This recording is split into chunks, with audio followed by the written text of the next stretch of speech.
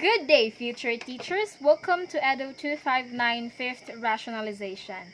So again, I am Monica Apepe and I'm here to have our 5th rationalization and review under the subject Edu 536, the school and curriculum, items number 96 to 100.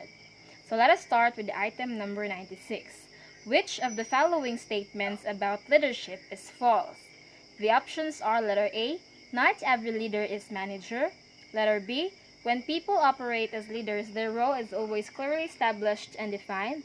Letter C, leadership does not necessarily take place within a hierarchical structure of an organization. And letter D, all of the above. And the correct answer is letter C, leadership does not necessarily take place within an hierarchical structure of an organization. For the rationalization, it is true to say that not every leader is a manager, nor when people operate as leaders, their role is always clearly established and defined. But it is not true to say that leadership does not necessarily take place within a hierarchical structure of an organization because authority is seen according to the level of hierarchy of an organization. So hierarchy creates authority and unity. An employee's level of authority is greater the higher they are in the hierarchical structure. Wherever leadership is required, authority is also needed. Authority ensures that everyone under a manager's command will work towards the organization's goal or face discipline. So why is hierarchical structure important? So having a hierarchical structure helps employees understand the various levels of leadership. This is because management roles are more clearly defined in this type of pyramid picture.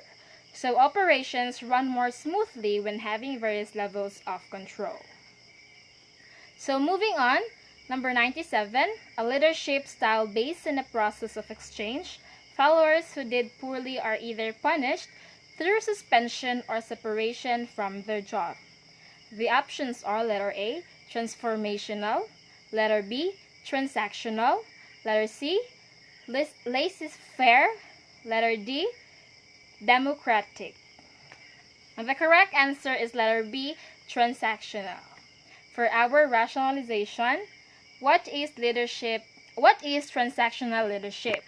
So transactional leadership, also known as managerial leadership, focuses on the role of supervision, organization, and group performance.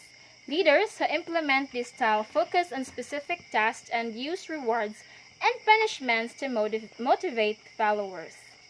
So transactional leadership. The transactional leadership style views the leader-follower relationship as a transaction. By accepting a position as a member of the group, the individual has agreed to obey the leader. In most situations, this involves the employer-employee relationship. And the transaction focuses on the follower completing the required task in exchange for a monetary compensation. So one of the main advantages of this leadership style is that it creates clearly defined roles. People know what they are required to do and what they will be receiving in exchange.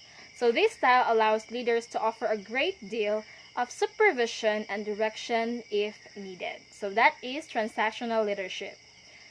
Number 98, a blank leader is an inspiration to his or her subordinates. He or she puts emphasis on vision as the central dimension of leadership. The choices are letter A, transformational, letter B, transactional, letter C, laissez-faire, and letter D, democratic. So the correct answer for this one is letter A, transformational. So for the rationalization, a transformational leadership is someone who encourages the motivation and positive development of the followers, exemplifies moral standards within the organization, and encourages the same of others, and fosters an ethical environment with clear values, priorities, and standards. So what is transformational leadership? So, transformational leadership is a leadership style that can inspire positive changes in those who follow. Transformational leaders are generally energetic, enthusiastic, and passionate. Not only are these leaders concerned and involved in the process, they also focus on helping every member of the group succeed well. So, simply put, they inspire their followers. So for the next item, number 99, the question is a kind of leadership approach wherein a leader gives instructions to his or her subordinates specifying on what to do and how to do it. The choices are letter A, commanding, letter B, persuading, letter C, laissez-faire, and letter D, democratic. The correct answer is commanding. It's letter A. So for the rationalization, the commanding leadership style is all about control. Commanding leaders are forceful, direct, and tough. Leaders with a commanding style are very focused on results, specifically the bottom line, and are willing to do anything to hit their goals. This means that they sometimes roll over people in the process. So, simply put, that this type of leaders are very authoritative in nature. They always command their lower leaders in the workplace. So for the last item, 100, the leader is too trusting that he or she delegates work to his or her followers with so much confidence that it will be accomplished successfully.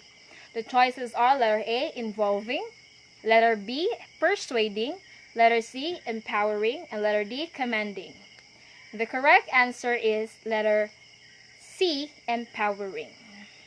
For the rationalization, so empowerment is a common term that we hear a lot about in leadership. So empowerment is based on the belief that employees have the ability and want to take more on responsibility. So empowerment leadership is made up of number 1, sharing power, number 2, sharing responsibility, and number 3, delegation in terms of the in-depth. So practically, this means that empowering leadership